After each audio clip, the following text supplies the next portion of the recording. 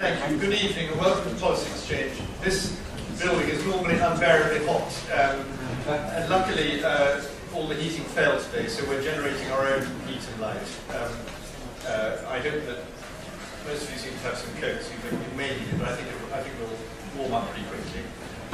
Welcome to this very important event. Last week we had Matt Ridley talking to us, and he said that the exchange, he played on our name, Policy Exchange. He developed his theory in his book, The Rational Optimist, that it's exchange, which is the great human characteristic of human progress, the exchange of ideas and practice, which is what makes us constantly adapt and succeed and deal with problems. And the more of that exchange that we can have with what's happened in policing in the United States, and this exchange over here, the better.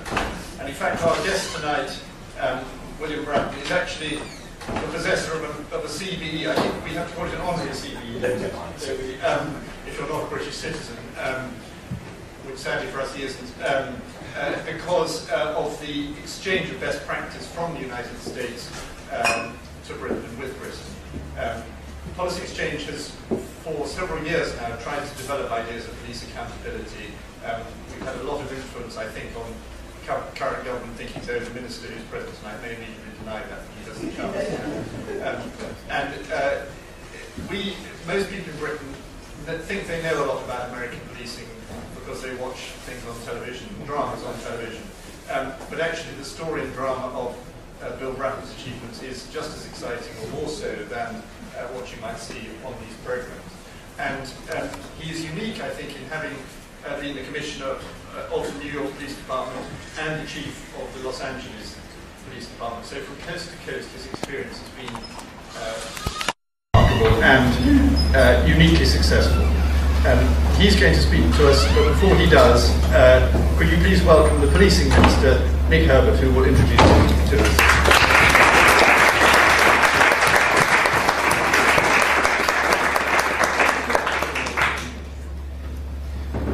Thank you very much indeed, Charles. Good evening, ladies and gentlemen. It's a huge pleasure to be here and to see so many senior police officers present. I'm often told that I must feel very reassured constantly to be surrounded by so many police officers and therefore to feel so safe. But I have to reply that as was pointed out to me by a friend who texted me on the day it happened, that the President of Ecuador had to be rescued from his own police service by the intervention of the army after he initiated a reform of pay and conditions, and yet begun to recruit my Republican Guard. But should it be necessary, I may be asking for volunteers. I say that with Paul McKeever present. It's a particular pleasure to be able to introduce Bill Bratton this evening.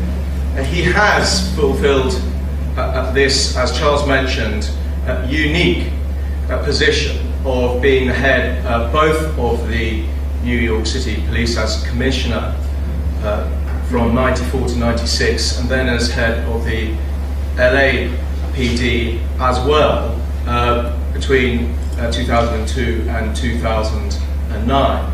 I note, therefore, serving under mayors of different political persuasions. And I think we all look forward immensely to the insights that this will give us. But one of the things that is so clear is that there was a great difference in resource that was available to Bill in LA with a much smaller police force than was available to him in New York.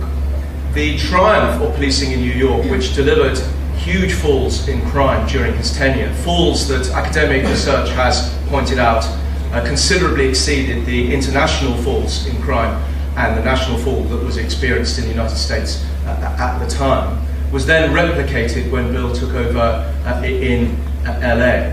Thereby proving that in this case lightning does strike twice, and also proving that the reforms were very much driven by the man. I think it's important to say that the United States and the United Kingdom are different countries with slightly different cultures and different styles of policing. It's important for us to understand those differences. But we can, of course, learn internationally from where things have gone right. As I'm sure, as Bill would be the first to say, the United States can learn from the great successes in UK policing. And it seems to me that both models draw, in essence, on the style of policing that was set by Sir Robert Peel when he founded the first Metropolitan Police Force and talked about the basic mission of the police as being to prevent crime and disorder. Here we're told that very often that 43 police forces in England and Wales is too many. In the United States there are 17,000 police departments. And Bill is not the only commissioner who has delivered big reductions in crime against a background of tight resources, something that is being shared at the moment between both countries, with US departments facing budgetary situations as well. In our own country, Sir Hugh Ward in Northern Ireland delivered reductions in crime against the background of a smaller police force too. So we should remember our domestic successes as well. Nevertheless, the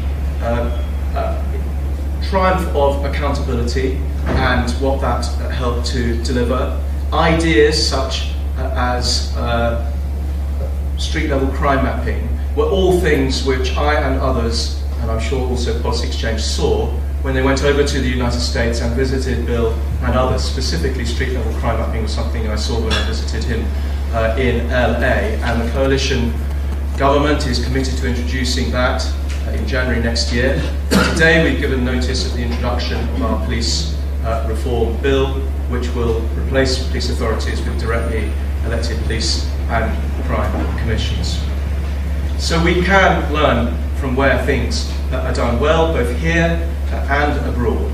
But above all, we can certainly celebrate the career and learn from indisputably one of the world's great crime fighters, somebody who is celebrated not just in his own country but also here in the United Kingdom. And that's why it is a special pleasure to be able to welcome Bill Bratton, CBE, this evening. Thank you.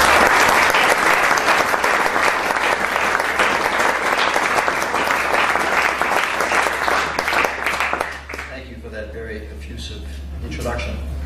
And thank you on behalf of my wife Ricky, who is here with me, for the opportunity to once again visit your wonderful country in this great city.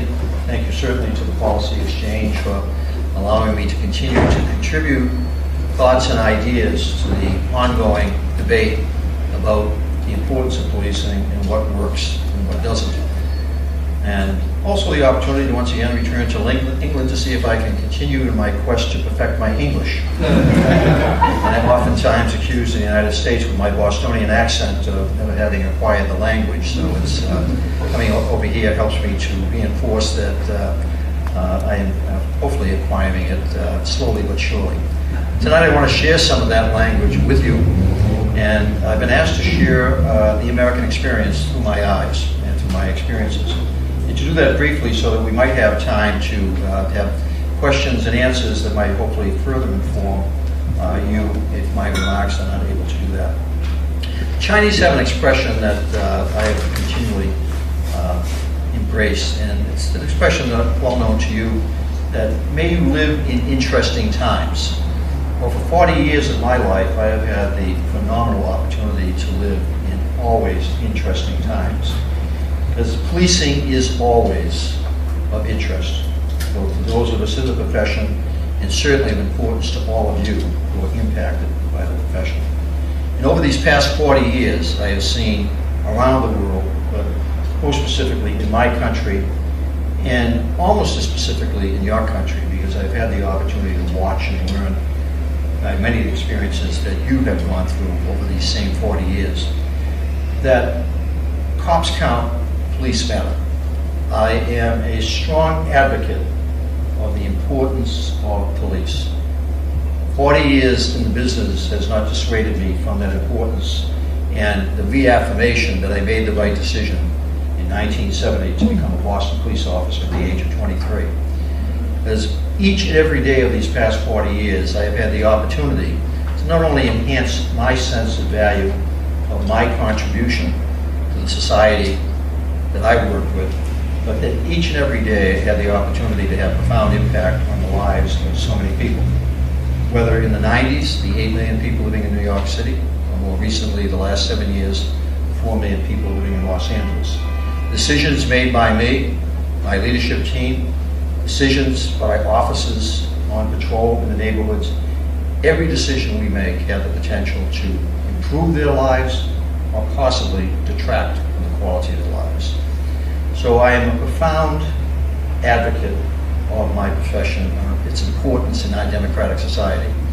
In our democracies, either our constitutional democracy or yours, the obligation of government, the first and primary obligation, is to ensure public safety, the public order. And to that end, police ultimately were created. The modern police conception was conceived here, Sir Robert Peel, 1829. And in an early meeting with Paul Stevenson, and we had a discussion about that first year. I will not share that with you because he asked me not to. Recollections of the Metropolitan Police in 1829 when they first took the beats in the city. But it strikes me when I review the 9 principles of policing promulgated by Sir Robert Peel over 100 some odd years ago, not too far from this spot, that the expression "everything old is new again." We have truly returned to the phenomenal wisdom of that gentleman when he began to advocate for the importance of police in the city of London and in the country of England. The understanding that the importance of police in delivering public safety, all the other benefits and fruits of society emanate from that first fundamental obligation, whether it be education, healthcare, social reform, all of it is more impactful and more beneficial if it is delivered in a safe society. So in terms of the subject of my discussion this evening, cops count, police matter, it is formed on that foundation, that basis. In the United States, that we have, over the last 40 years, been engaged in a series of revolutions, evolutions, paradigms. One of the great things about the profession of policing, it's always changing. If you don't like it today, just wait till tomorrow because it's going to be different. And certainly in your country in the next week, 2 months, it's going to be very different. And I'm so pleased to have had this opportunity these 2 days to come here and get very close to what is being proposed and what is going to be promulgated and what will effectively take place very shortly. Because it is nothing short of a revolution in the way you intend to police your country.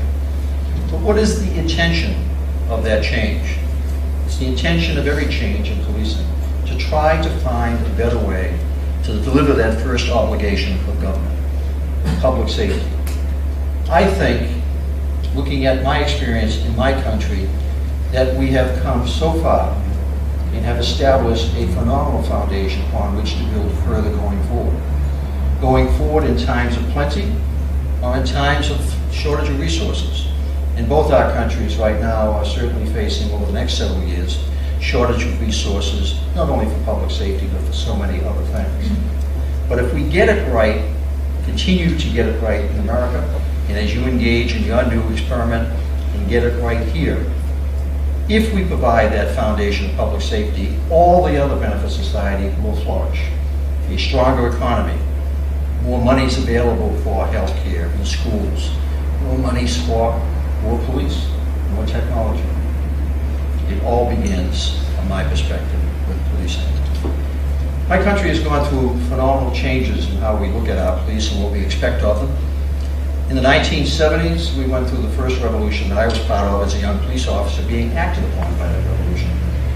It was the desire of my country to professionalize its police services, a profession that had seemingly lost its way in the 50s and 60s, in which our minority citizens, our African Americans in particular, felt abused and brutalized by that profession.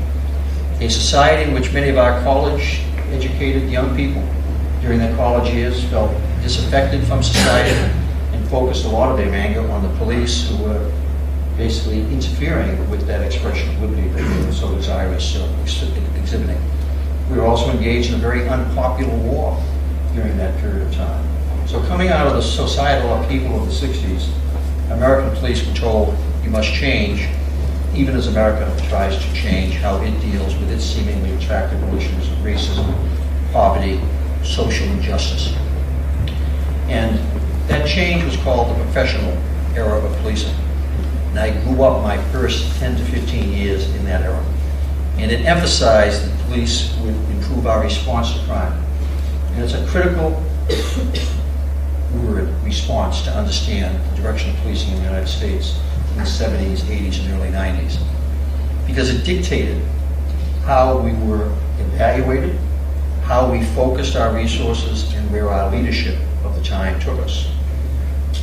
The idea was that we were to measure our success on our response to crime, response to 911 calls. How many arrests did we make? How many clearances did we make?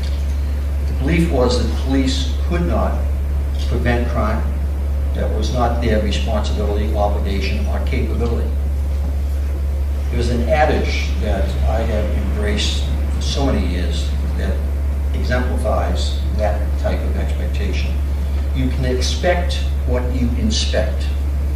In the United States in the 70s and 80s, we were inspected, the police, based on our response to crime. As a young police sergeant in the Boston Police Department, I designed many of the early response measurement systems of the Boston Police Department. The Standard B plan, which basically measured how long did we take at roll call, how much time did we spend out of service. And out of service, interestingly enough, was when we were technically in service. Because out of service meant we were out of the vehicle servicing the public. So even the way we thought about our time spent dealing with the public was in a way in which we weren't in service when we were roaming around, waiting for the next call to respond to, and we were out of service when we were actually out servicing the public. we choose the expression, we had it ass backwards. And for much of those 2 decades, we continued to, in some respects, be measured by our response to crime, and we were excused from doing anything about its prevention. And what happened over that period of time is increasingly American police chiefs focused on dealing and responding with major crime.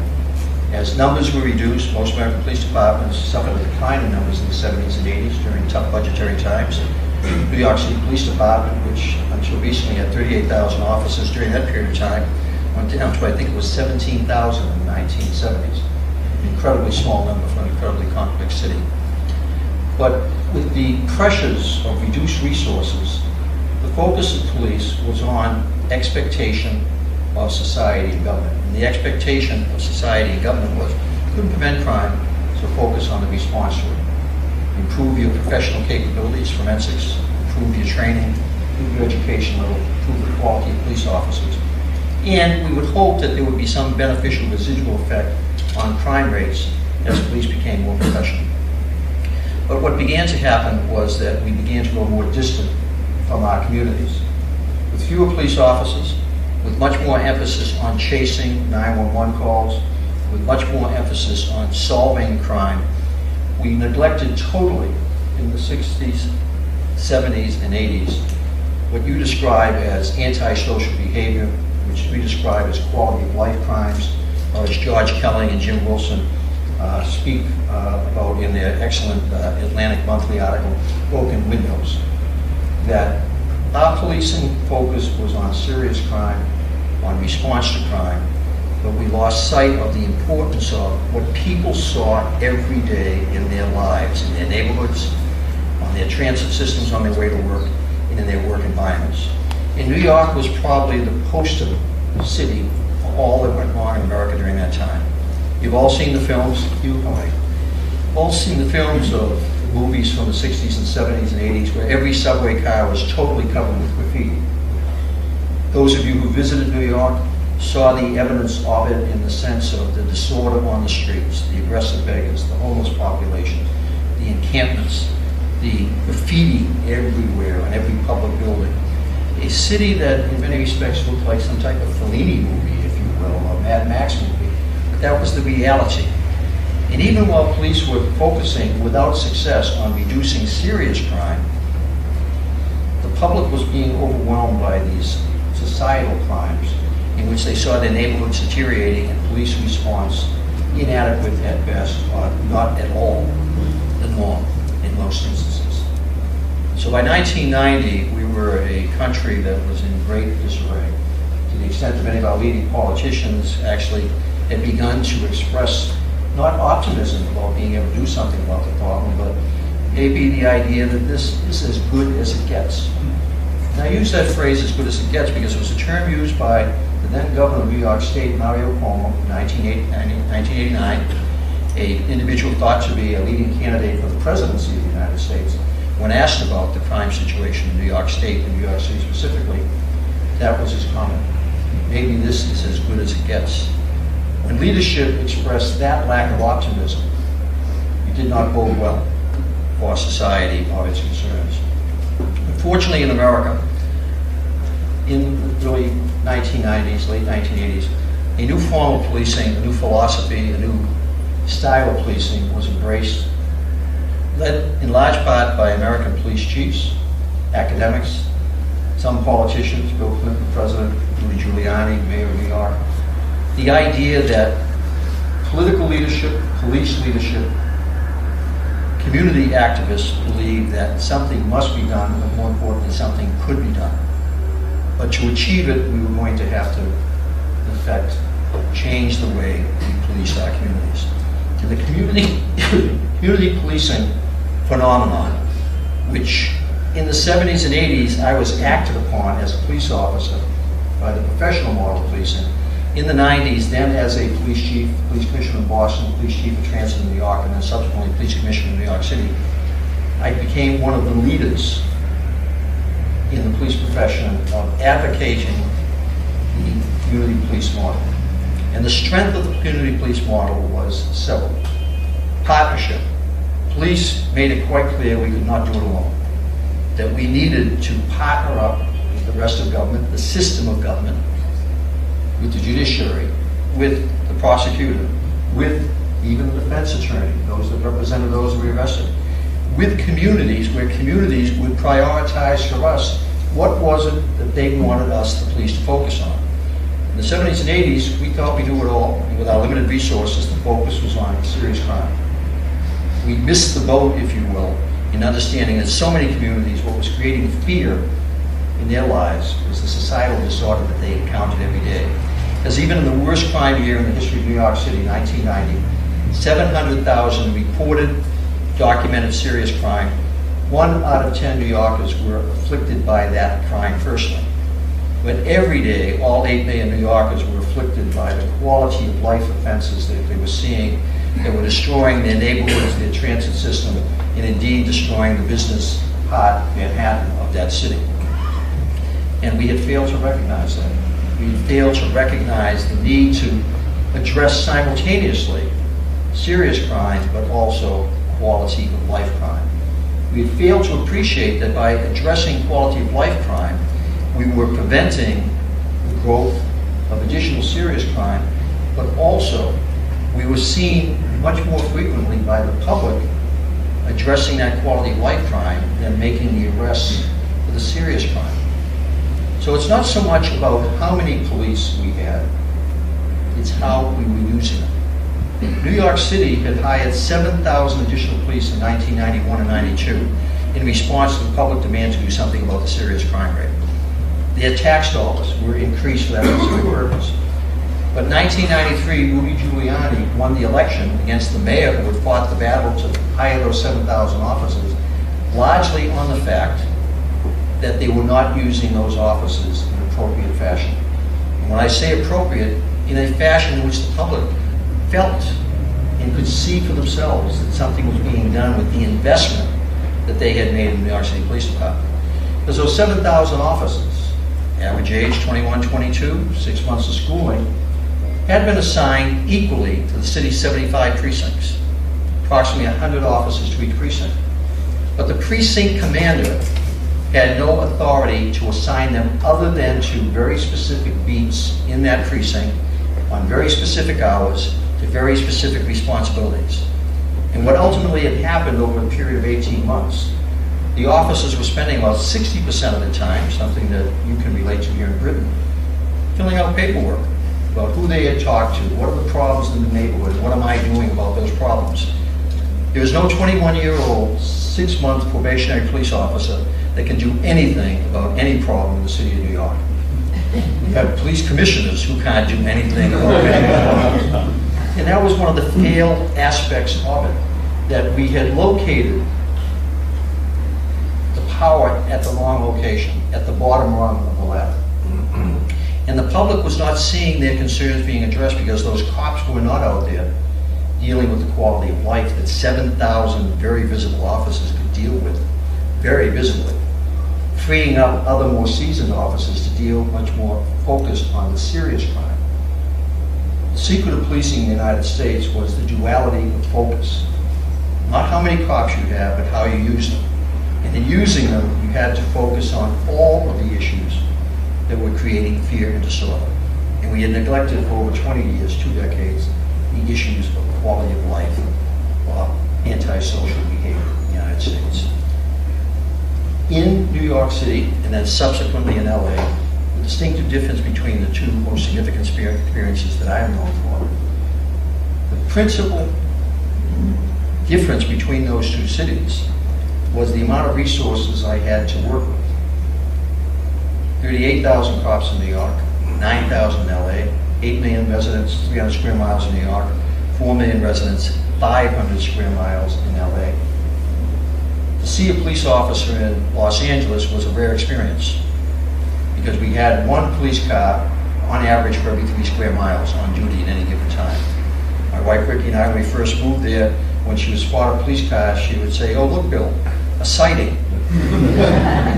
The rarity of seeing black and white in Los Angeles versus in New York. In the early 90s, you could see police everywhere. But the difference was, in LA, when you saw them, when you had that sighting, they were doing something. They were usually out of the car when a traffic stop, they had somebody up against the wall.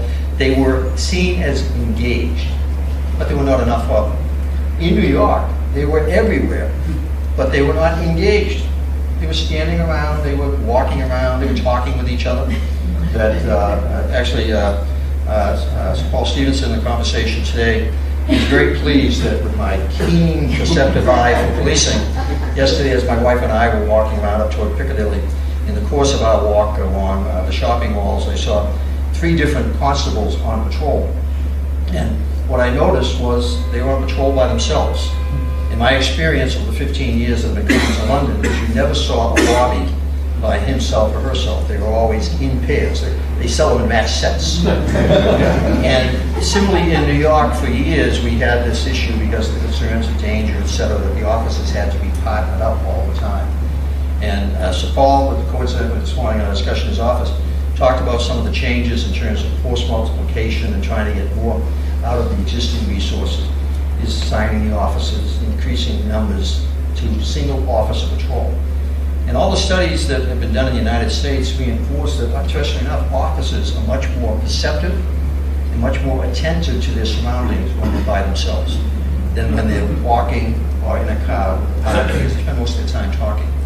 So even yesterday, the idea of seeing those constables on patrol, what were they doing? They weren't talking to their partner, they were looking.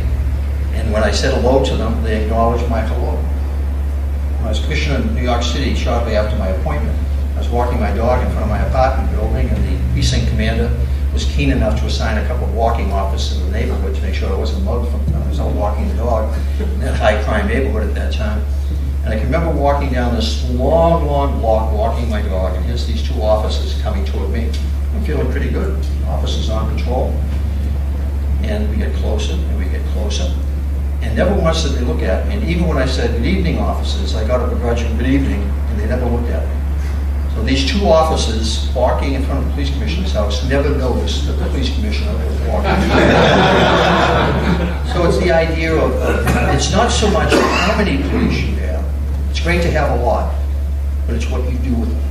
So my experience, LA, 9,000 officers, New York, 38,000 officers. LA with actually a more significant crime problem because it was so gang influenced in Los Angeles, and the area was so huge. It was the focus of how we used the police that was so critically important. And that focus of how we used the police really came to the idea of how we led and managed the police. And let me speak to that because I think it has some relevance to the current situation that you are now engaged in terms of rethinking how you direct your police services. It's been referenced that the model that you're looking at is an American model, the idea of a chief constable reporting to an elected official. We have no model in America. We have such a hodgepodge of different ways of doing things. In New York City as police commissioner, I reported directly to the mayor. But as a civilian commissioner, I had total responsibility for policy, operations, discipline, hiring. It was all under my control. In Los Angeles, as police chief, I reported to a 5-member appointed board of police commissioners appointed by the mayor. They had a separate inspector general. I was responsible for the operations of the department, but policy was the responsibility of the police commission. So my most 2 significant police experiences were totally different administrative experiences in terms of what was expected of me. So your model that you're looking at, the 43 police services, it's more of a generic model in that you're talking about a single person interacting, an elected official interacting exclusively with the chief constable. And as to how that works out over time is part of the effort that you're engaged in. But I speak to that because the American experience in terms of as a police leader, that you are always responsive to an elected official, mayor, town manager, city council person. And the responsiveness to that leadership is about the idea of how do you best use your resources. And the changes in the 90s and the 21st century in policing was the idea of decentralization. In both organizations that I worked for and have the privilege of leading, and I thank you for your opening comment in terms of the comments about the leadership and leading the reform movement. I was also supported by a whole group of individuals, great leaders who worked with me, who had a shared vision, and how to basically effectuate change in American police services.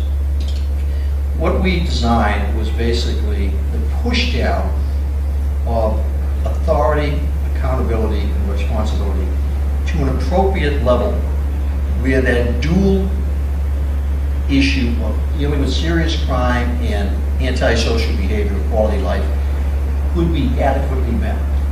And in the 75 precinct New York City Police Department, the 21 area Los Angeles Police Department, that location was the precinct captain or the area captain, who on average had 300 to 400 officers assigned to them.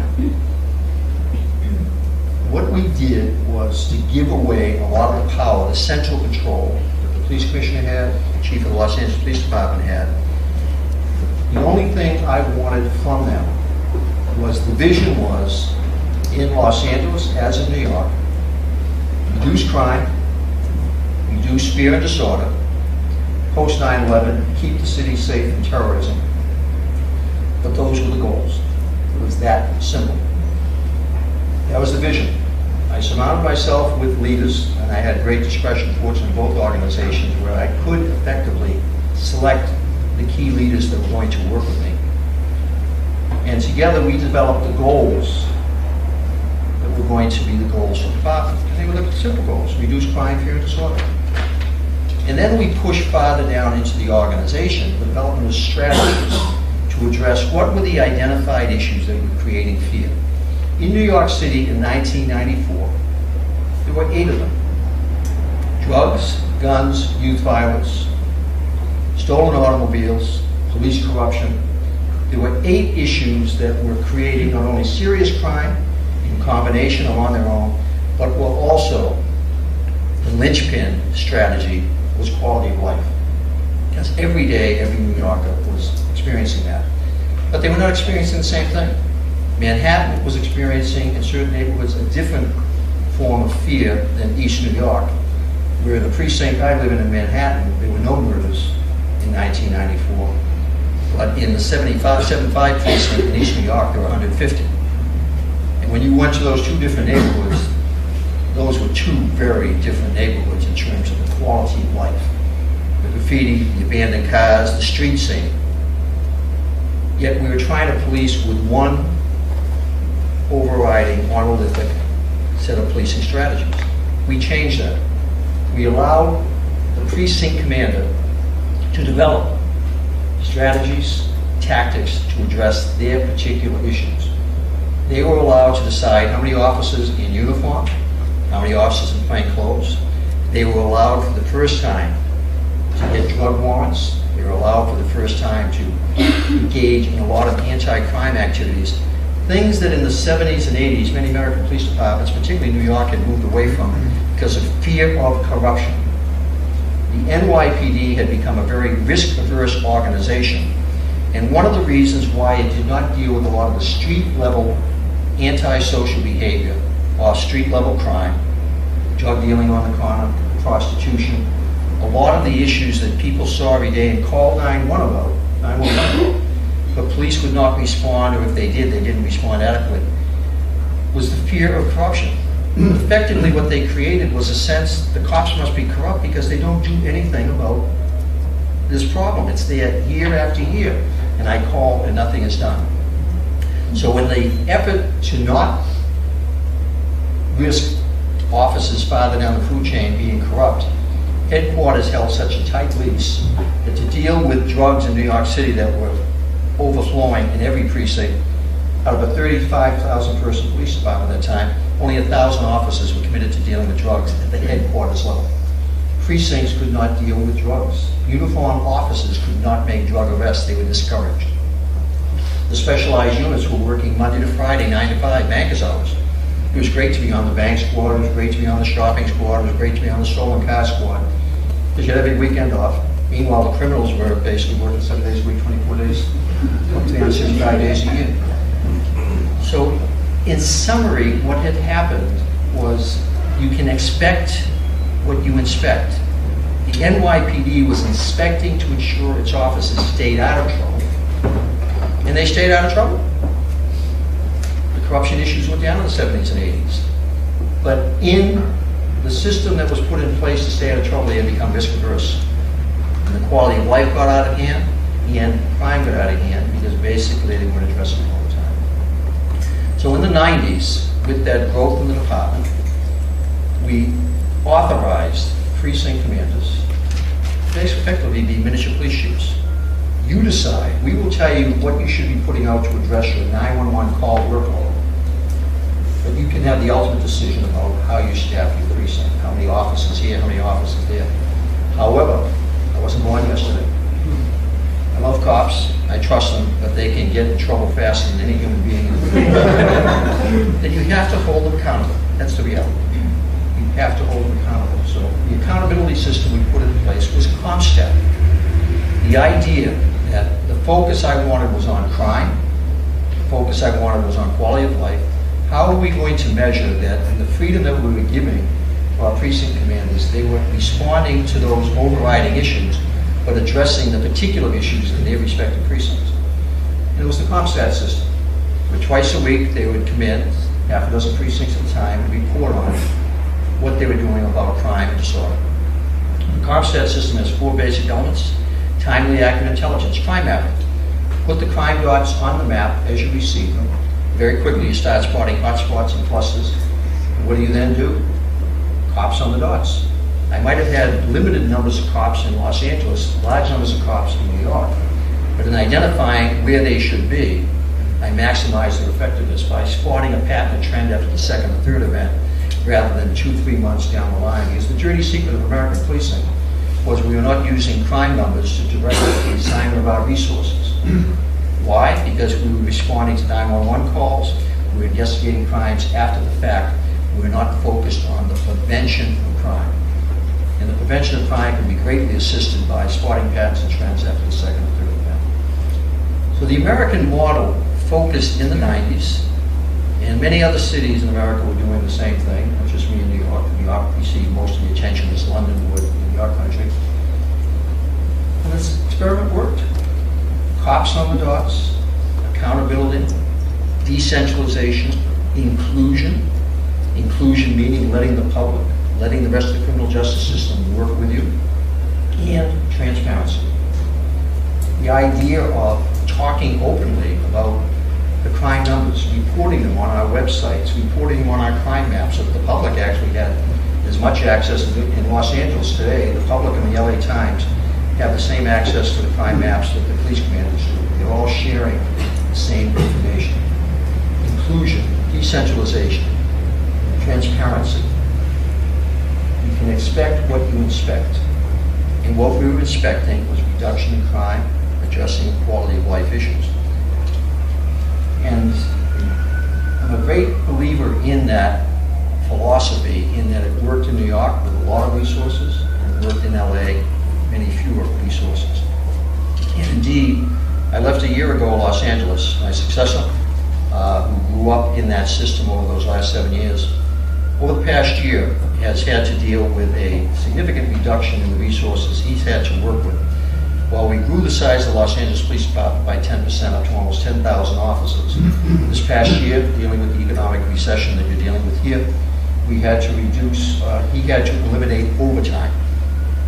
In exchange for at least doing away with the overtime, officers get compensatory time off, meaning that they have to take a day off instead of being paid overtime, in which they then would have worked the day and got overtime for that extra day. In reality, the new chief of police in Los Angeles is policing the city today with fewer officers available to him each day than I had in 2002. The one benefit he has is his 50% less crime to deal with, but the reality is he has diminished resources. But what he does not have diminished is the system that allowed that crime to be reduced in the first place. In the city of Los Angeles, over the last 7 years, 8 years now, one of the other benefits of the assertive policing, the focused policing, the transparent policing, has been improved public confidence. In a city where for 40 years the African American population was literally at war with the police department that was abusing it through most of those 40 years, the turnaround in race relations during the same period of time, as crime has been reduced, as quality of life has improved, has resulted in the most recent survey by the LA Times and Harvard study was commissioned around the same time. This 2/3 of African Americans and Latinos in Los Angeles now rate the Los Angeles Police Department is doing a good to very good job. So there was the ability to reduce crime, deal with individual neighborhood issues, improve the quality of life, and at the same time, because the police was seen as responsive to the individual issues in their neighborhoods, whether it's the white neighborhood, black neighborhood, or Latino neighborhood, the overall impression and levels of satisfaction of the Los Angeles Police Department increased. And during this past year of declining resources, has stayed the same. So in summary, in opening it up to whatever questions you might have, and its relevance to what you're engaged in at the moment, that cops count, police matter. You can expect what you inspect. In your country, as I've visited here for the last 15 years, one of the constant complaints that I always received from the chief constables and others was the control of the Home Office over so much of what they did through the budgetary process. The idea that you had to do certain things to receive this money, you had to hire this certain category to get funds. The idea that the ability to respond to local issues was diminished by the control at the national level. And that is the distinct difference between your country and mine, because we have always been decentralized. With those 17,000 police agencies, none of them respond to a national mandate other than to police constitutional. We might all vie competitively to get federal dollars for certain initiatives, but the national government is not dictating how we police other than we police constitutionally. So the system that you appear to be moving toward, its similarity to American policing is in that regard, in that there's an effort to decentralize, if you will, and empower at a much lower level. And instead of if I understand it correctly, chief constables looking to the national government, they'll now have to have the opportunity to work much more closely with their individual communities and respond to those communities' interests and desires. It's, I'll close the way I began. May you live in interesting times, and you are certainly about to enter very interesting times. And I wish you well, and I hope to get back from time to time to stay abreast of how those initiatives go forward.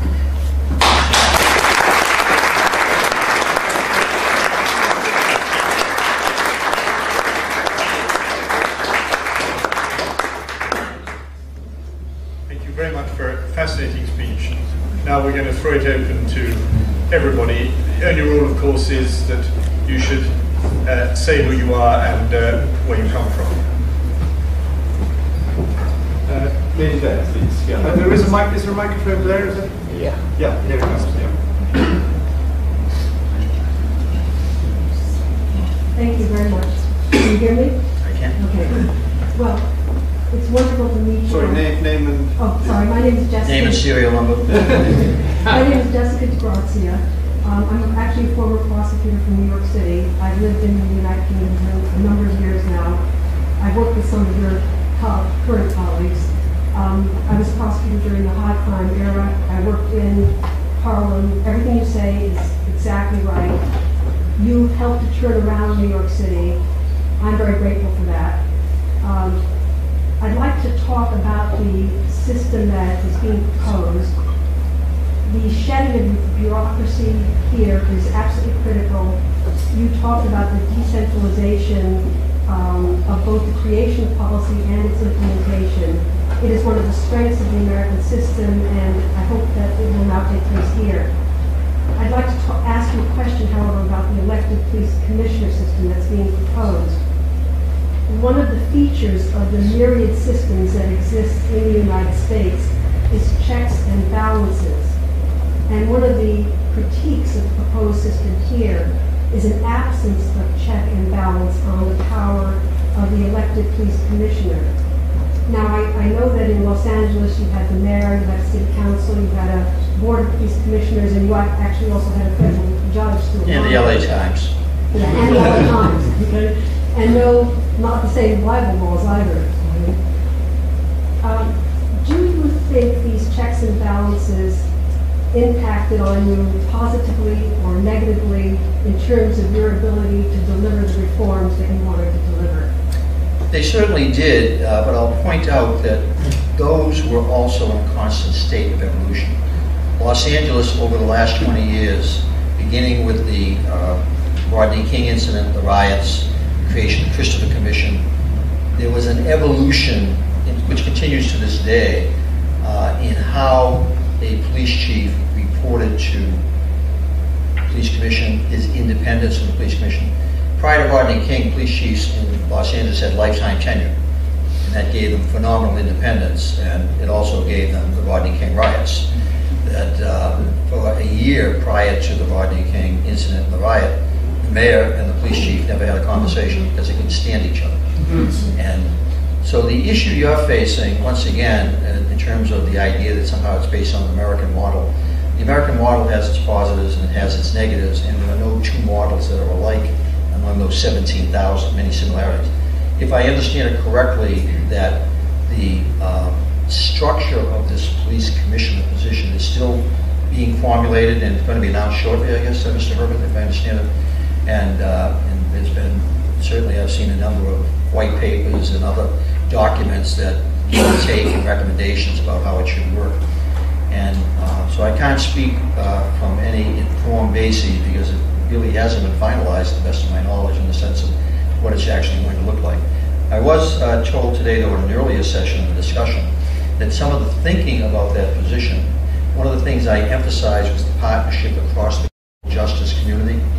And in your new government, Mr. Herbert now, in his portfolio, has not only police, but the other components of the criminal justice community with the effort to try and coordinate between those agencies, because if they're operating independently of each other, everybody's doing this all the time.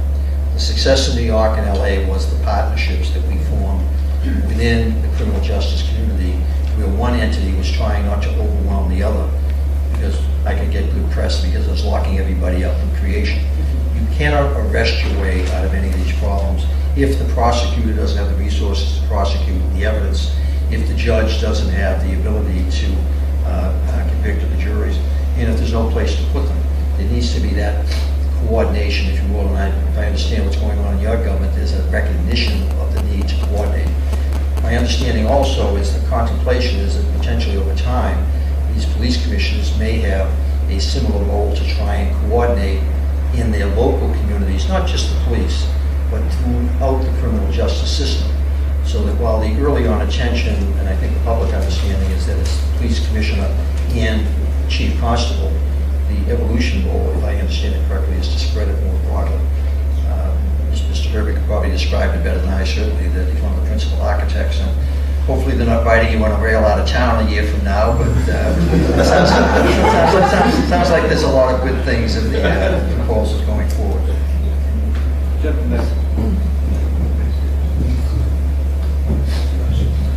Alex Dean, Big Brother Watch, and louder than I was expecting. Thank you very much for your interesting talk. There's another reform that this government's proposing I'd like your view on. The Freedom Bill is to be with us in the United Kingdom in February or so next year. And one thing that is going to be in it, we're told, is regulation of closed-circuit television, surveillance cameras. I wonder, broadly speaking, if you had an opportunity to advise our government on it, what your advice would be. Actually, let me tell you the position I take in the United States, which has a growing CCTV industry and use of those cameras, nowhere near what you have in your country, and by all accounts in your country, in this city, more so than the rest of the world. They can be of great value to the police, and certainly I can, this time after time after time, where evidence gathered by them at the scene of crime has in fact helped. In many respects, it's ultimately up to you, the public, to determine their value. Is it by prevention alone, that even if they're not working, that because you see a camera that you're deterred from committing a crime? Does it aid the police when in fact something is recorded? Watching one of your TV shows yesterday, you definitely have a capability over here to basically sign up and basically watch your local Piggly Wiggly store. Just watch the aisles of the store. To basically, if you've got nothing better to do on a Sunday night, just watch people shopping. That it's like really. I hope you have more to do than that. But that's kind of an extension of how it's going. From my perspective, I think CCTVs are a good thing.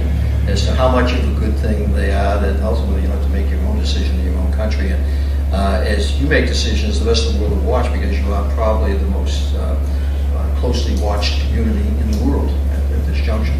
And maybe that does, in fact, contribute to, I know you have concerns about high crime rates, etc., but you still have extraordinarily low crime rates compared to most other parts of the world, including most democracies. And I think a lot of that is mitigated against negatively because of the concerns about the quality of life issue of the antisocial behavior, in the sense that a lot of what is creating fear does not seem to be currently addressed by your police services.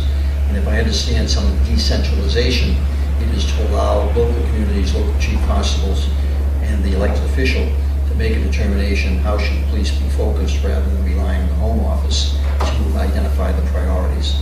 So even the camera issue is one of those that, really up to the local communities in terms of what they want to tolerate or how much they want to use them.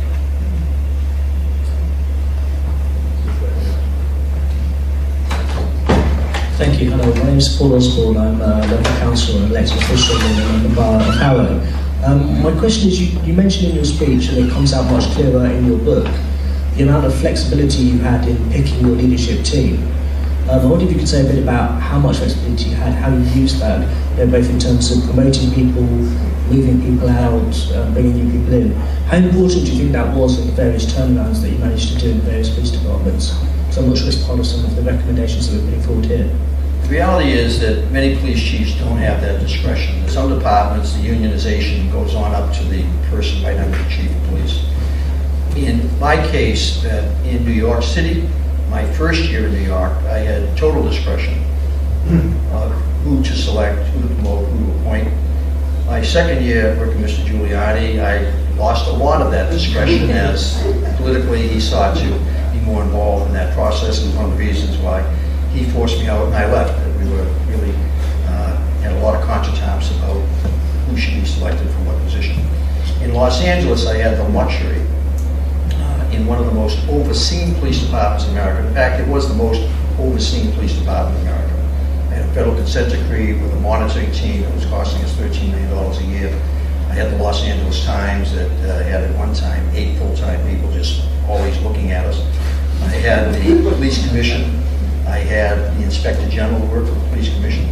And I had 15 city council members, each of whom thought they were the mayor of their respective area. So that was the oversight that I had, but I also had the most power of any position I've ever held in policing. In that, I had total ability to select my leadership team from the position of captain and above.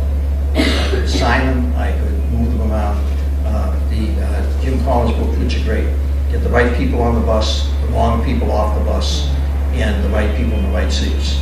In both Los Angeles and New York, when I went in, I got rid of a lot of people off the bus because they didn't have the same vision that we can make the city safe.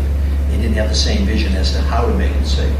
So I don't denigrate at all that I had great early on power in New York and continuing power in LA. One of the great things from my perspective in LA right now, the 100 people in the department, captain and above, were all either selected by me and assigned by me or promoted by me over the last 7 years. 45% of the police officers in the Los Angeles Police Department were hired during my time as chief of police. So they've never known anything but the Bratton Mayor Villaraigosa being the mayor, who was so supportive of the police.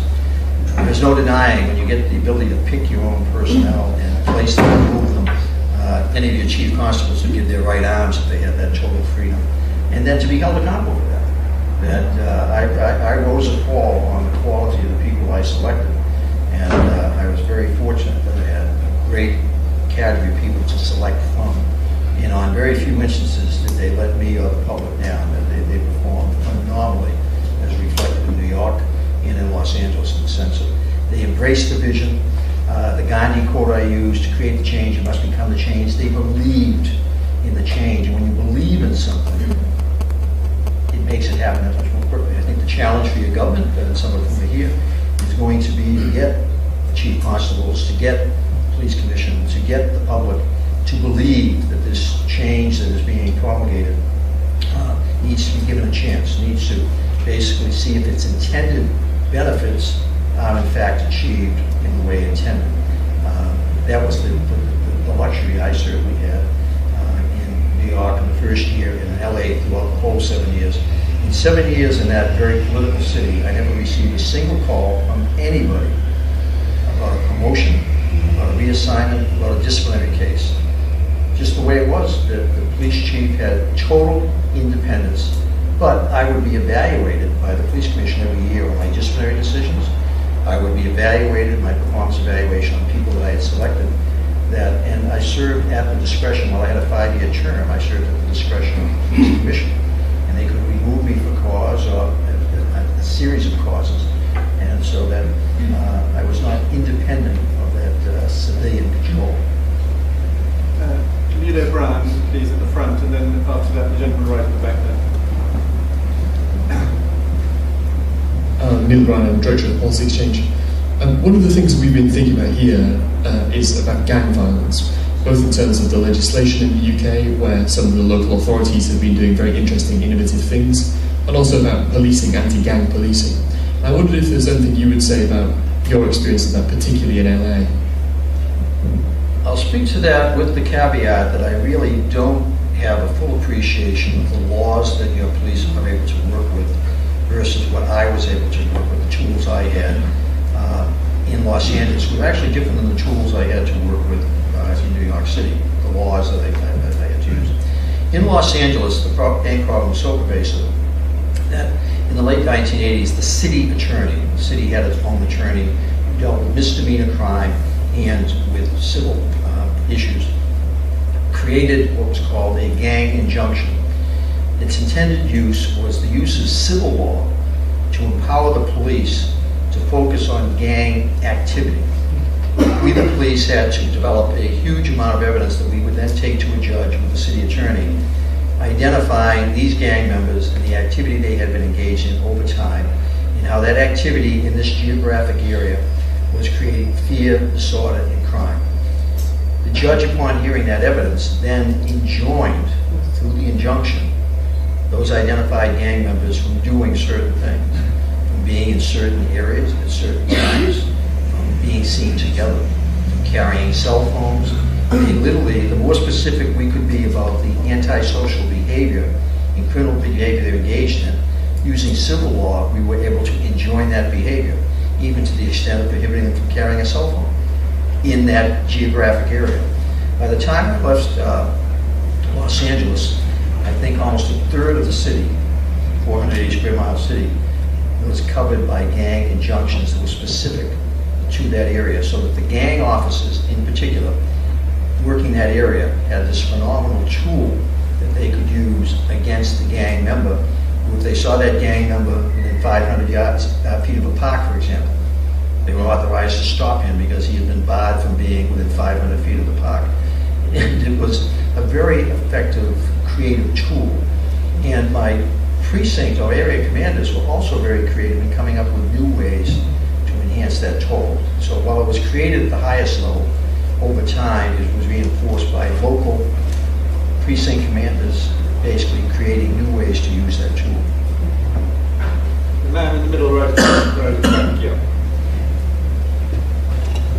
Hello, I'm Ben Summerskill from Stonewall.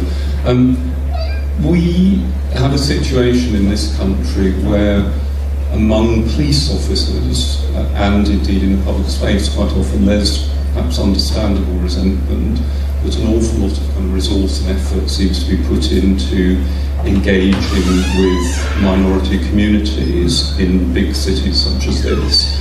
And yet the flip side of that is that now 74%, three-quarters of the homosexual population in London, for example, don't report offences to the Metropolitan Police because they don't think they will be taken seriously. So we're actually in a lose-lose. So we have the resentment that this is happening, and we're not getting the policing outcomes, and that's reflected in other minority communities too. I mean, do you have any prescriptions on the basis of your experience in Los Angeles and New York about how that sort of engagement can take place in a way that isn't just politically correct kind of posturing and delivers real policing outcomes? In fact, this is one of the experiences that coming to Britain to see what you're doing, we take things back to the United States. Several years ago, for example, in an effort to increase visibility and attention to particularly antisocial behavior, but to also expand minority representation on the Met, that there was an effort created, I think, by then Mayor Ken Livingston and Ian Blair, in which funding was specifically earmarked for the, what's the term, community service, police community service officers. And that, that, if I understand its genesis, was an effort to working with constables and sergeants to provide additional visibility and activity into many of the inner city neighborhoods of the city, but also to put people who spoke the language of that particular neighborhood, hopefully drawing recruits from that neighborhood. And that was something I had the opportunity to come over and visit and spend several days looking at, and was extraordinarily impressed with. But this again goes, I think, to one of the parts of the heart of some of the issues that you're dealing with, in that if I understand it correctly, the numbers of those people are in fact budgeted. So I don't know if, for example, so Paul has the ability to say, well, you know, here's my budget of 50 million pounds or whatever, and I think that you know, as police commissioner here or chief constable there, I should have 3,000 police and 1,000 community service aides and 1,000 civilians.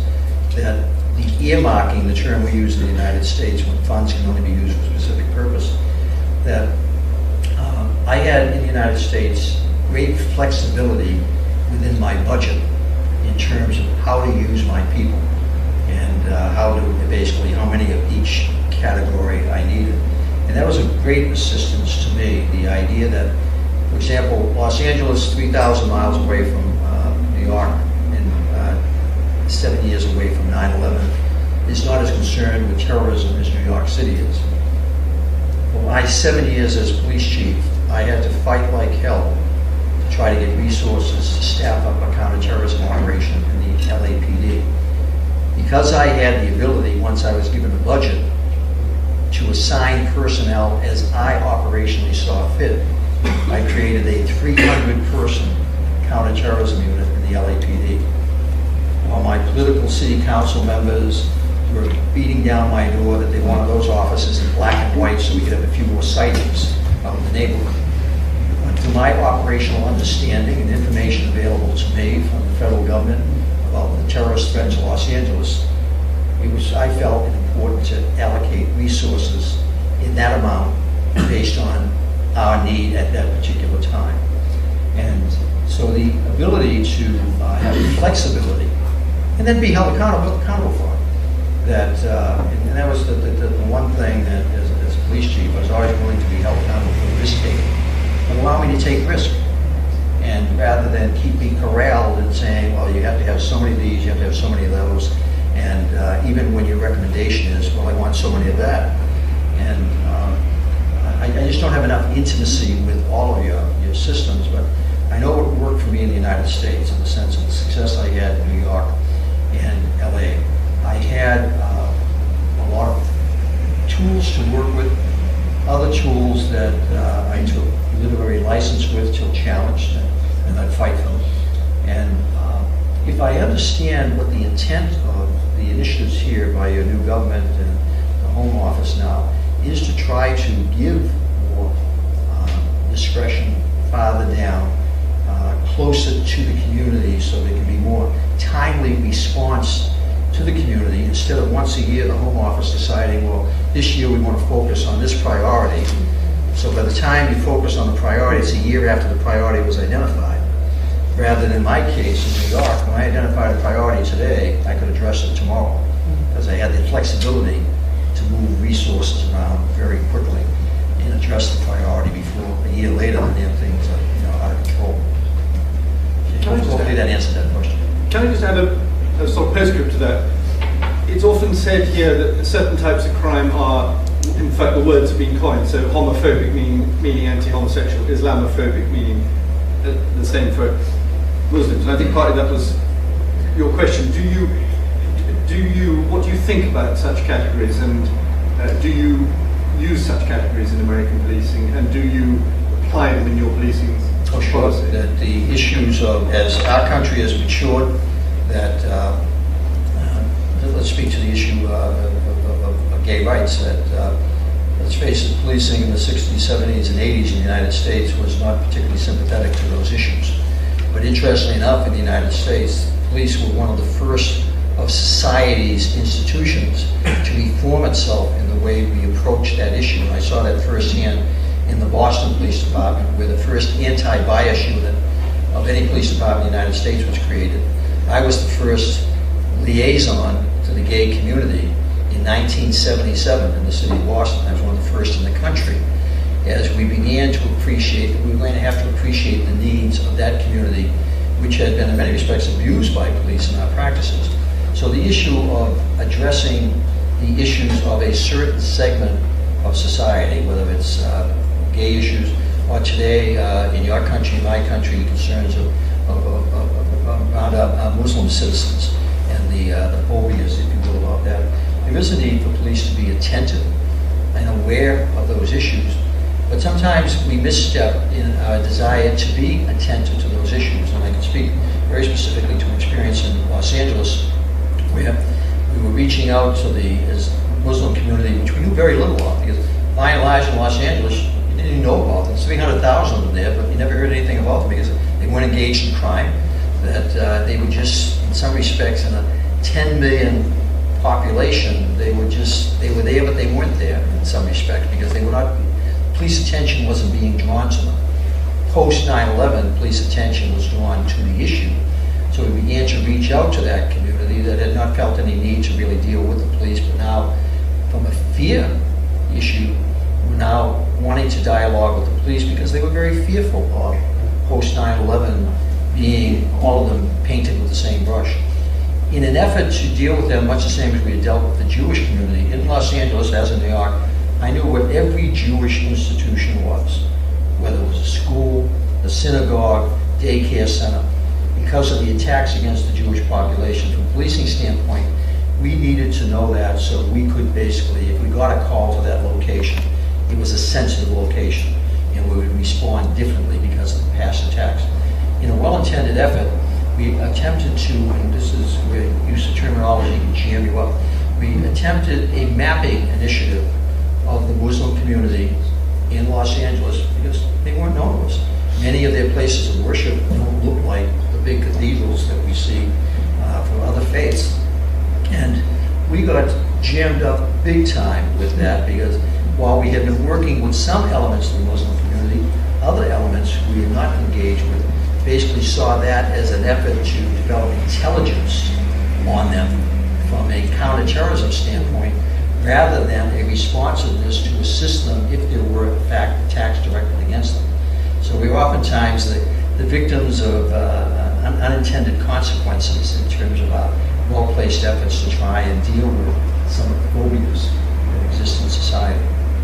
It is actually, there's no more complex society in the world than right here in London, and in New York probably runs a close second because of the diversity of the populations here. Lady here, yes, just here. Sorry, Nick. Thank you very much. It's got to be ladies' night. I guess we're going right across the road. Hello, my name is Susan Hall. I'm a councillor in Harrow. I'm as passionate about policing as I think you are, and I have to say that we do get cops on the spot now, especially in the Mets. I'm very, very pleased with the way the Mets going. Music to your ears. Yes, actually, I was very cross with Paul Stevenson the other day because he had to. You may be aware we're having lots of demonstrations, and I was mortified to see Paul Stevenson on the television apologising. When the reality is, you know, our police are doing such a good job. My question to you is, how on earth do we change around the perception of policing? Because when we've got demonstrations, and I suspect we will have more coming on, sometimes thousands more appear than is expected. Almost always there's an element there of people that are purely going to cause problems. And we do something that the media call kettling, but I've been told by various police officers they don't call it kettling. I don't know, I'm not a police officer. And clearly that's for the public safety. My big question to you is, how do we turn around the perception of our police, who we should all be extremely proud of and who we should all be behind? And it's this anti-police. The minute anything happens, there weren't enough policemen, there were too many policemen. They were, you know, they kettled them too much, they didn't do this, they didn't do that. Let me speak to that, if I may, that you'll certainly get an experience tomorrow, I guess, to judge them once again. That you're going to have another opportunity tomorrow, I guess, for the student demonstration. But the issue of crowd management and crowd control and crowd stats going out of control is one of the most complex issues in a democratic society that any police agency anywhere in the world has to address. The predictive policing component of it, how many cops do I need for this demonstration? Do I have too many? Do I not have enough? I know when I first became police commissioner in New York City, as transit chief, I was always amazed at the thousands of police officers that New York would bring out to these demonstrations. And one of the first things I wanted to do as police commissioner was reduce the number of officers who would be assigned to parades and other events, because it just seemed to me a tremendous drain on cops being drawn into all the neighborhoods come into Manhattan. And it didn't take me long to understand that, relying on the wisdom of New York's experience, why they did that. Because once an event starts, the ability to get officers into Manhattan with an event unfolding, you're just not going to get them. So the idea is better to be safe than sorry in terms of New York, which had a very large department and could afford to bring large numbers in. In LA, I didn't have that luxury. I had to deal with a much smaller police force. But the biggest embarrassment of my professional life, professional embarrassment for me and for the Los Angeles Police Department, was a demonstration issue 2007 when at an immigrant rights rally on May Day, 150 of my officers, our tactical unit, our metropolitan unit, basically in a cold, calculated manner, went into a 7,000 person crowd that was being significantly reported on by Latin American media. The Walter Cronkite of Latin America was in the middle of this crowd in a press tent. And we had very extensive CCTV coverage, thankfully, for that event, because we had cameras all over that park, police cameras, as well as news media cameras, many of whom were overrun by my 150 officers as they marched literally like a Roman legion from one end of that park to the other. And the black eye that created for the LAPD and for me personally as the chief was phenomenal. In that day, we had assigned almost 800 officers to what was going to be a peaceful event, and then we created, through our actions, what was a major embarrassment. I fired the chief that was in charge of that event because, and his reporting to me on the event, as I started watching on TV, he saw nothing wrong. He felt that the police had behaved appropriately, despite firing 220 projectiles, despite a large number of injuries, that he didn't see nothing wrong. He was from the old school. So, out of that, however, you learn from everything, and it's guaranteed that the two events that you referenced, that Sir Paul and his people have analyzed and talked about them, so as they face it tomorrow, it's a continuing learning experience. And most of the time we get it right. I think in the conversation with Sir Paul this morning, he mentioned something like 4,500 events every year in London. 1,000. You never hear about most of them. Why? Because they're policed well, they're policed as you'd expect in a democracy. But once in a while, when the damn thing gets out of control, and you learn from that, so you try to keep the next time being a lot farther down the line. So it's the one thing we all share, no matter what country we're in, is that issue of having to deal with public demonstration. And I know in LA, some of the biggest black eyes in the LA have been around the bad handling of public demonstrations. And I spend a lot of my time trying to retrain, refocus the department to deal with that. But it was always we always dreaded the next demonstration. This last May, the 2 May 1st, after the 2007 event, I sweated bullets all day long over those days, and fortunately they went off without an incident. Okay, I think the two ladies were over here to the right. We'll have one lady, and then I'm afraid it has to be the last, because I should explain, really. Yes. Hello, my name is Baroness Newlove, and I'm also a champion for active, safer communities for this government. But I want to speak to you today as regarding antisocial behaviour. I like the way you said quality of life crimes was very impactful, and I say that because from the heart I was a victim of antisocial behaviour. My husband was murdered in 2007 in front of my 3 young daughters, and coming from a victim's perspective, while I have a lot of time for the police, I have fantastic individuals who do fantastic jobs. I just want to know how you handle victims from the first instance of a call to the end result, how you perceive in your police in America as victims, because to me they're the eyes and ears of your community, and how they're delivered when the first call, you pick up a phone call to report an incident, and how they're treated and how they're carried through to the end. I'd like to say that we are in a evolutionary phase as it relates to the issue of dealing with victims and victimization. That we have come a long way, but have a long way to go. LAPD, for example, had a victimization unit that was intended to deal with the after-the-fact issues. NYPD had that. Some other departments have it, but most do not. There's a lot of advocacy groups that attempt to work with the police to train on the issue of victimization, how to better deal with them. Even our training, the academies has been changed. Been constantly evolving. So that I was on the streets within 12 weeks of being appointed as a police officer in Boston. Now it's a minimum of 6-7 months before officers finally go out on the street. And some of what we attempt to teach in that expanded training are some of those issues. One of the things that unfortunately oftentimes suffers in the time of budget cutbacks and other times is some of that specialized focus, training, initiative, assignment of personnel. And that once again is the idea of decentralization initiative in which the local, in your case, Chief Constable in the United States, the Chief of Police, has the discretion within their area to identify, with the resources available, what are the priorities that need to be addressed. So that in your particular community, with you as a strong advocate of that issue, your voice is more likely to be heard by your Chief Constable than if he's basically looking to Home Office for guidance on that issue. At least I'm speaking from the American experience in terms of as a police chief, that again, I was not looking to the national government for guidance on how to deal with local issues. When the position of the liaison to the gay community was created and I was assigned to that position, that was not something that Washington, D.C. mandated. That was something that the city of Boston, because of the horrific relationship that the Boston Police Department had with the gay community, it was leading to increasing tensions and battles, that the police commissioner at that time decided that he was going to expend scarce resources on that issue to good effect.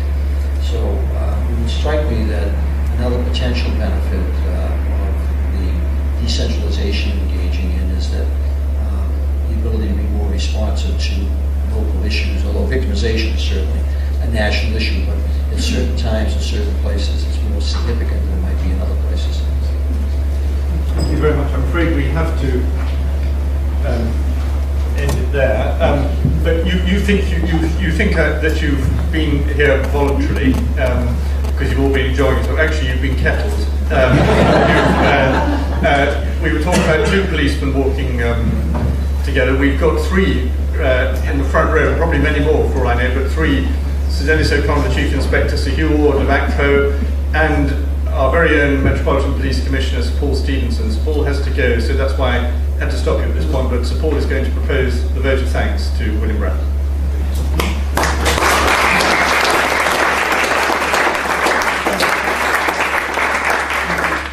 Thank you, Charles, and good evening, ladies and gentlemen. I think Charles started this fascinating session off by saying many of us think we know something about the American policing model. Well, thank the Lord we've heard an expert on the American policing model and actually debunking the fact that there is one single model. That was fascinating. And before I come to you, Bill, Minister, can I thank you for your opening as well? Because actually I think it is important to stress the very great similarity between our police services, but also stress the differences and understanding the differences. I thought you were a little bit mischievous in comparing our very proper debate about the 43 police force in this country and comparing it with the 17,000 police force. I think it was 17,000, maybe more. Well, that's exactly my point. I don't think they would recommend the dysfunctionality of so many forces. Interesting, one of the differences is Ray Kelly, the very illustrious Commissioner of the NYPD, is the 40th Commissioner of the NYPD, which was formed in 1901. I understand I'm the 26th Commissioner of the Metropolitan Police Service, which was formed in 1829. That is one heck of a difference, I think. But actually, Minister, you did properly stress that we are joined both by our similarities and a very clear understanding and analysis of our differences, because very often we do learn from each other. And that brings me to Bill, a very good friend of this country, a very good friend of policing in this country, and certainly a very good and close friend of a number of commissioners of the Metropolitan Police Service. Bill, you didn't need to mention your Boston accent, because let me assure you that you come from 6,000 miles away with your Boston accent. It is almost certainly more acceptable in London than mine, which only comes from 250 which shows something about the north-south divide. You also mentioned ask backwards. Let me tell you, it interprets. It comes across. We know ask backwards. But seriously, some of the points you make are so powerful. I'm not surprised. I've heard you before, but I'll come and listen to you again next time, because you are always worth listening to. You mentioned something in my language, talked about what is the business of policing, what is our clarity of purpose. In my language, it equates to we are in the security business. Our job is to create the conditions of security that make people enjoy their rights. And you properly mentioned the importance of Peel's 9 principles, which again is about saving life, preventing crime. There is a detection of crime and keeping the Queen's peace, that sense that we are there to protect. And certainly I've heard you before powerfully speaking about the police can make a difference. It requires leadership and focus on what we're supposed to be making a difference about. That's something that you've been passionate about for many, many years, and something that we've been listening to. Community policing model, I think you're absolutely right. And it seems to me when we study Peel's principles, you cannot implement Peel's principles unless you do adhere to and try and create a proper community policing model that recognises different citizens' needs and responds to those needs in a different way. And your address tonight, I think, has come across quite powerfully. How you've seen that make a difference where it wasn't present in the United States and where you have put it in. I'm grateful that you have referred to sort of the experience you've seen over here, how we can learn from each other. And certainly we constantly want to export and import, and certainly borrow with pride what experts around the world have done, particularly in the States. I'm also very grateful that you mentioned the power to select your own team and how important that is. That's something that I've been very powerfully saying, I hope, along with you, ordinance, and various other people for a number of years. And I'm sure the government's not for me to say what will be in the bill. I'd be delighted if that list will be given us quite that power. I'm quite hopeful. You also mentioned the importance of transparency. And you're absolutely right. I'm not going to take the opportunity. Well, I'm going to take the opportunity myself. The lady's very cross with me. I'm very used to ladies being cross with me. A wife and 3 daughters. I spent my life with ladies being very cross with me. But actually, I think there's an importance of transparency that you brought across. When we get it right, we should say we got it right, and we should stand up for our officers and say it quite clearly. But you know, sometimes when we get it wrong, we should stand up and say we got it wrong. That's about honesty and transparency, and that's something that you practiced throughout all your varied policing careers. I'm taking a very strong leadership role. For me, the one thing you didn't mention, you didn't major on, that's always been a central tenet of your whole policing model. We discussed it earlier on today, and that is the importance of the constitution of policing. Just don't break the law to enforce the law. And you did refer to that in some of the problems you faced in New York, and how you brought in a very clear accountability model. And it's something, a passion that we both share. But you know, what's epitomised your career, Bill, has been that desire for accountability, that desire to devolve power, but also that very clear desire to put creativity into policing, unleash that creativity, hold people accountable, above and beyond anything else, your absolute commitment to personal leadership. You have been a great friend to policing in this country. You continue to be a great friend to policing in this country. Though I know you're in the private sector now, so you've joined the dark side at this moment in time, and gone to make some oodles of money and all that sort of thing. Hopefully. As far as we're concerned, you continue to be a great leader in world policing. We're delighted to see you back here, and many more times may you and your wife return. Thank you very much. But what is the intention of that change? It's the intention of every change in policing to try to find a better way to deliver that first obligation of government, public safety. I think, looking at my experience in my country, that we have come so far and have established a phenomenal foundation upon which to build further going forward. Going forward in times of plenty or in times of shortage of resources. And both our countries right now are certainly facing, over the next several years, shortage of resources, not only for public safety, but for so many other things. But if we get it right, continue to get it right in America, and as you engage in your new experiment and get it right here, if we provide that foundation of public safety, all the other benefits of society will flourish. A stronger economy, more money is available for health care and schools, more monies for more police, more technology. It all begins, from my perspective, with policing. My country has gone through phenomenal changes in how we look at our police and what we expect of them. In the 1970s, we went through the first revolution that I was part of as a young police officer, being acted upon by that revolution. It was the desire of my country to professionalize its police services, a profession that had seemingly lost its way in the 50s and 60s, in which our minority citizens, our African Americans in particular, felt abused and brutalized by that profession. A society in which many of our college-educated young people during their college years felt disaffected from society and focused a lot of their anger on the police, who were basically interfering with that expression of liberty that they were so desirous of exhibiting. We were also engaged in a very unpopular war during that period of time. So coming out of the societal upheaval of the 60s, American police were told, you must change, even as America tries to change how it deals with its seemingly attractive issues of racism, poverty, social injustice. And that change was called the professional era of policing. And I grew up my first 10 to 15 years in that era. And it emphasized that police would improve our response to crime. And it's a critical word, response, to understand the direction of policing in the United States in the 70s, 80s, and early 90s. Because it dictated how we were evaluated, how we focused our resources, and where our leadership of the time took us. The idea was that we were to measure our success on our response to crime, response to 911 calls. How many arrests did we make? How many clearances did we make? The belief was that police could not prevent crime. That was not their responsibility, obligation, or capability. There was an adage that I have embraced for so many years that exemplifies that type of expectation. You can expect what you inspect. In the United States in the 70s and 80s, we were inspected the police. 40 years in the business has not dissuaded me from that importance and the reaffirmation that I made the right decision in 1970 to become a Boston police officer at the age of 23.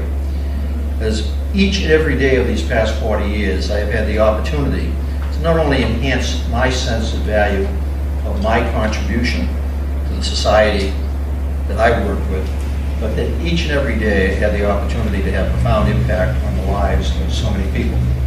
Whether in the 90s, the 8 million people living in New York City, or more recently, the last 7 years, the 4 million people living in Los Angeles. Decisions made by me, my leadership team, decisions by officers on patrol in the neighborhoods, every decision we make had the potential to improve their lives or possibly detract from the quality of their lives. So I am a profound advocate of my profession, of its importance in our democratic society. In our democracies, either our constitutional democracy or yours, the obligation of government, the first and primary obligation, is to ensure public safety, the public order. And to that end, police ultimately were created.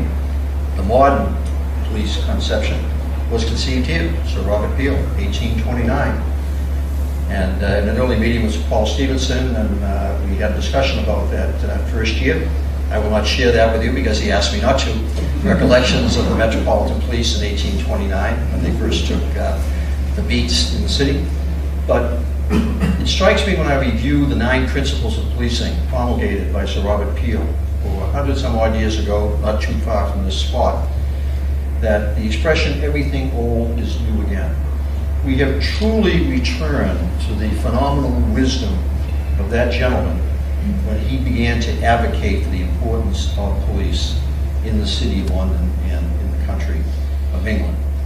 The understanding that the importance of police in delivering public safety, all the other benefits and fruits of society emanate from that first fundamental obligation, whether it be education, healthcare, social reform, all of it is more impactful and more beneficial if it is delivered in a safe society. So in terms of the subject of my discussion this evening, cops count, police matter, it is formed on that foundation, that basis. In the United States, that we have, over the last 40 years, been engaged in a series of revolutions, evolutions, paradigms. One of the great things about the profession of policing, it's always changing. If you don't like it today, just wait till tomorrow because it's going to be different. And certainly in your country, in the next week to a month, it's going to be very different. And I'm so pleased to have had this opportunity these 2 days to come here and get very close to what is being proposed and what is going to be promulgated and what will effectively take place very shortly. Because it is nothing short of a revolution in the way you intend to police your country. And what that helped to deliver. Ideas such as street-level crime mapping were all things which I and others, and I'm sure also Policy Exchange, saw when they went over to the United States and visited Bill and others, specifically street-level crime mapping was something I saw when I visited him in LA, and the coalition government is committed to introducing that in January next year. Today we've given notice of the introduction of our police reform bill, which will replace police authorities with directly elected police and crime commissions. So we can learn from where things are done well, both here and abroad. But above all, we can certainly celebrate the career and learn from, indisputably, one of the world's great crime fighters. Somebody who is celebrated not just in his own country, but also here in the United Kingdom. And that's why it is a special pleasure to be able to welcome Bill Bratton, CBE, this evening. Thank you.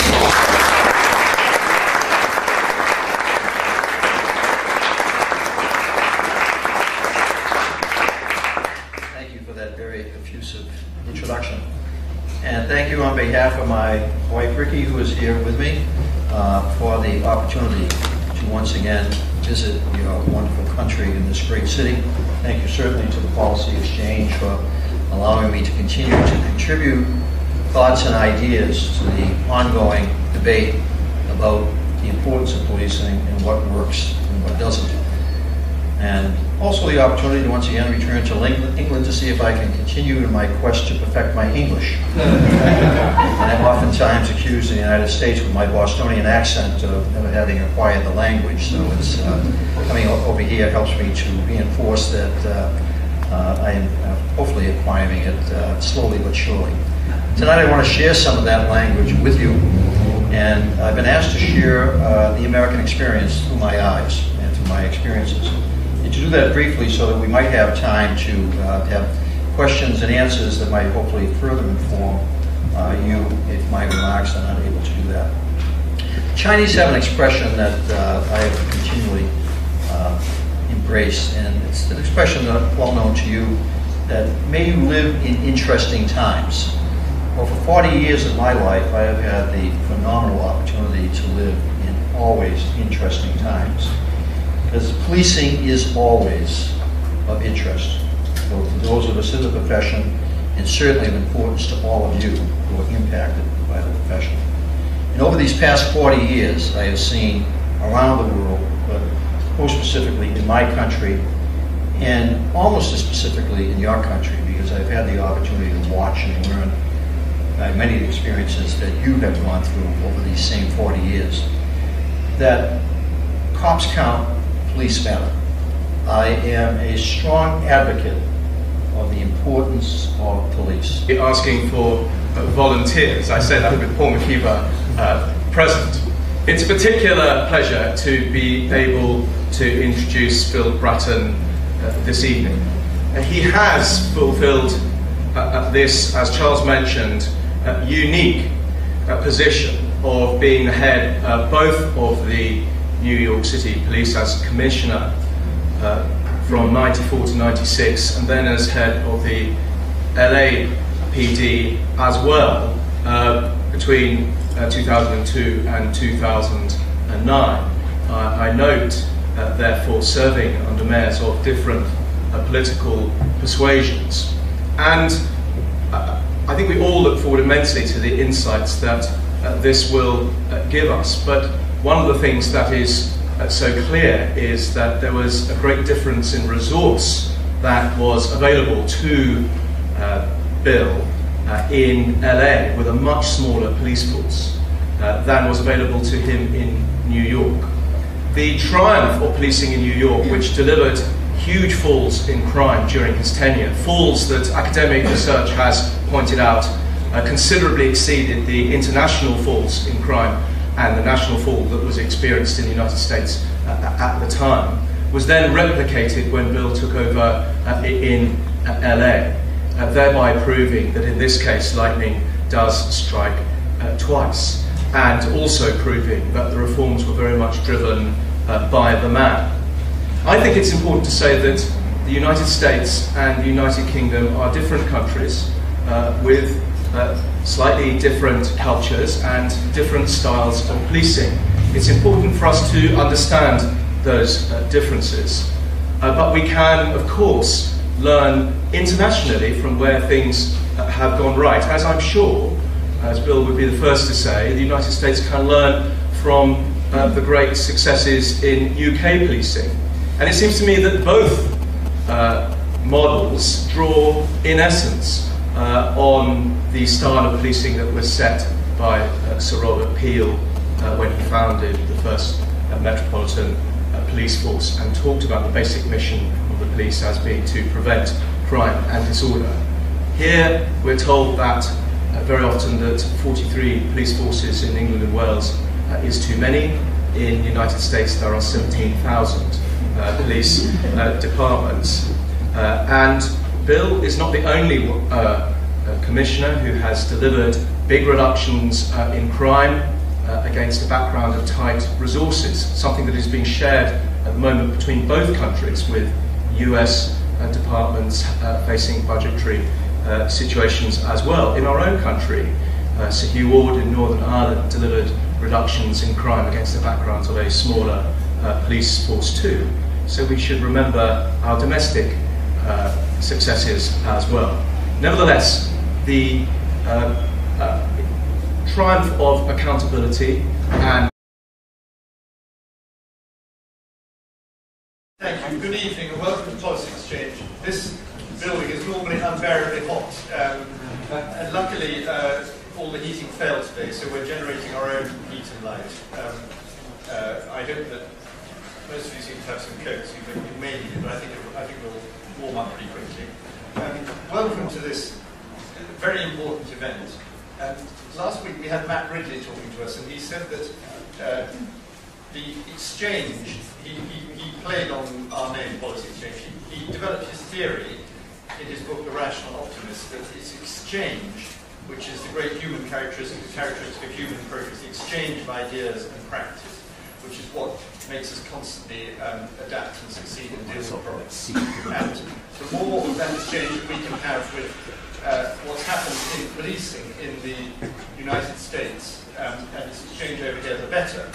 And in fact, our guest tonight, William Bratton, is actually the possessor of a CBE. I think we have to call it an honorary CBE later. So if you're not a British citizen, which sadly for us he isn't, because of the exchange of best practice from the United States to Britain and with Britain.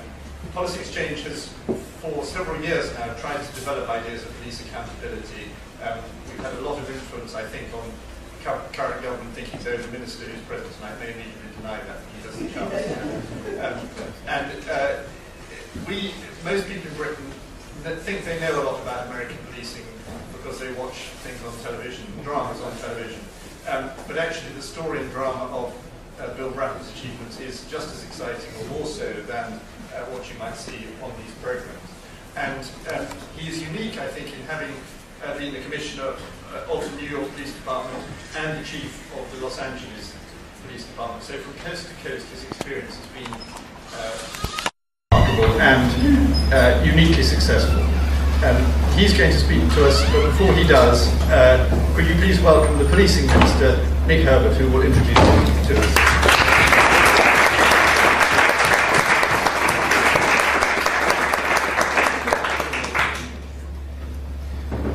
Thank you very much indeed, Charles. Good evening, ladies and gentlemen. It's a huge pleasure to be here and to see so many senior police officers present. I'm often told that I must feel very reassured constantly to be surrounded by so many police officers and therefore to feel so safe. But I have to reply that as was pointed out to me by a friend who texted me on the day it happened, that the president of Ecuador had to be rescued from his own police service by the intervention of the army after he initiated a reform of pay and conditions. I haven't yet begun to recruit my Republican Guard, but should it be necessary, I may be